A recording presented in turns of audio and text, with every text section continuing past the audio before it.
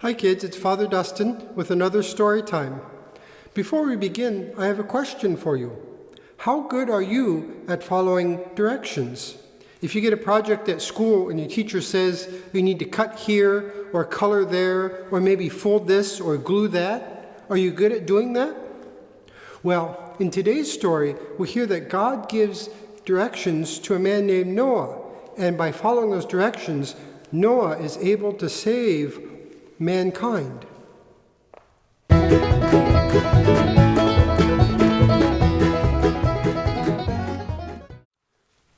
So here's our story. As the years passed, the descendants of Adam grew in number and spread to the four corners of the earth. But as they grew in number, so they grew in wickedness, and God, seeing violence and corruption everywhere, decided to destroy all the people and the animals that had been created. There was, however, one man whom the Lord loved, a good man who led an honest and hard-working life.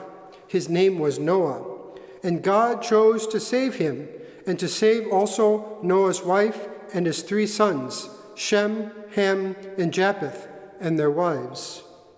The world has grown wicked, God told Noah, and I intend to destroy every living thing that I have made. But you, Noah, you and your family shall be saved. I shall cause a flood to rise over the land, and you must build an ark out of cypress wood that will float on the waters. It must be roofed with reeds and coated inside and out with tar. It must measure 300 cubits long, 50 cubits wide, and 30 cubits high. It shall have 3 stories, with a door and a window in the side. In it you must make room for yourself and your family, and 2, 1 male and 1 female, of every kind of creature, every kind of beast, reptile, and bird. And you must fill it with enough food for them and for yourselves, for it will rain for 40 days and 40 nights, and life on earth will be extinct.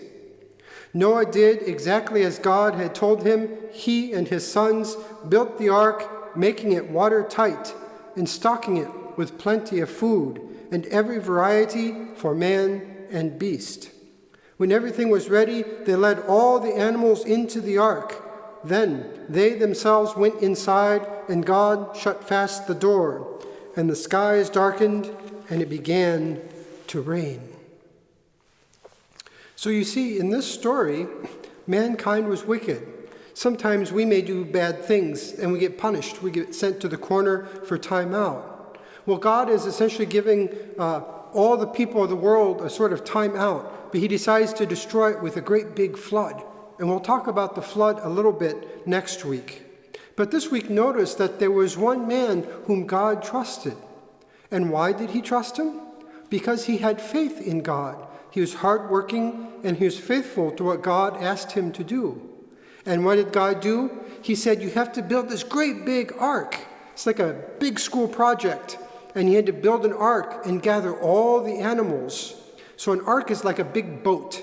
And so God told him to build this boat, and all the animals, 2 of every kind, and Noah went onto the boat. And this is how they were saved from the waters of the flood. But Noah had to be patient. He had to follow God's directions, and he had to do as God asked. And so that's what we learn from the Bible. And our parents and our priests and our Sunday school teachers, they teach us what God wants and how we can do God's will and love one another. And when we do this, we're like Noah, following God's instruction, and we're saved. So let's listen to the story one more time. As the years passed, the descendants of Adam grew in number and spread to the 4 corners of the earth. But as they grew in number, so they grew in wickedness, and God, seeing violence and corruption everywhere, decided to destroy all the people and animals that had been created. There was, however, one man whom the Lord loved, a good man who led an honest and hard-working life. His name was Noah. And God chose to save him, and to save also Noah's wife and his 3 sons, Shem, Ham, and Japheth, and their wives.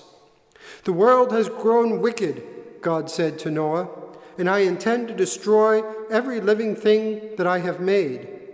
But you, Noah, you and your family shall be saved. I shall cause a flood to rise over the land, and you must build an ark out of cypress wood that will float on the waters. It must be roofed with reeds and coated inside and out with tar. It must measure 300 cubits long, 50 cubits wide, and 30 cubits high. It shall have 3 stories, with a door and a window in the side. In it you must make room for yourself and your family, and 2, one male and one female, of every kind of creature, of every kind of beast, reptile, and bird.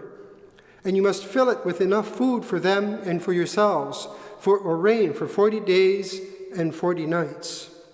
And life on earth will be extinct. Noah did exactly as God had told him. He and his sons built the ark, making it watertight and stocking it with plenty of food and every variety for man and beast. When everything was ready, they led all the animals into the ark. Then they themselves went inside, and God shut fast the door. The skies darkened, and it began to rain. So that's a very, very informative story on how, when we listen to God, because he speaks to us through Scripture, when we listen to God, he tells us how he wants us to live so that we can be saved, just like Noah and the animals.